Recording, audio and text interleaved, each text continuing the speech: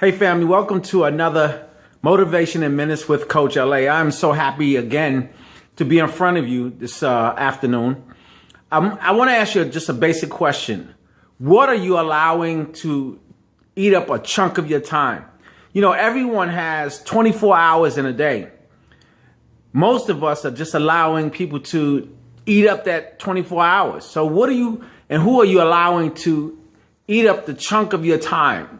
It might be television. Minimize that TV. Turn it off. It stops you from getting your goals accomplished.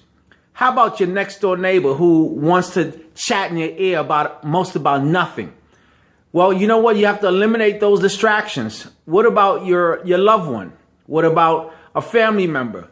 Whatever it is or whoever it is, you have to omit those distractions. You got to get rid of them. And you have to start now. You have to start prioritizing some tasks. You have to start being realistic about the time that you have tasks to do. You have to really buckle down. So who are you allowing to eat up the chunk of your time? Or what are you allowing to eat up the chunk of your time? You know what? One of the things I find helpful to me is I start setting reminders, text messages, text alert, voice alert, stickies, to remind me to keep me on track of my goals. What about you? What are you doing? What are you doing to remind you to keep track of your goals? Listen, I always say this. Nothing happens in the universe until a decision is made.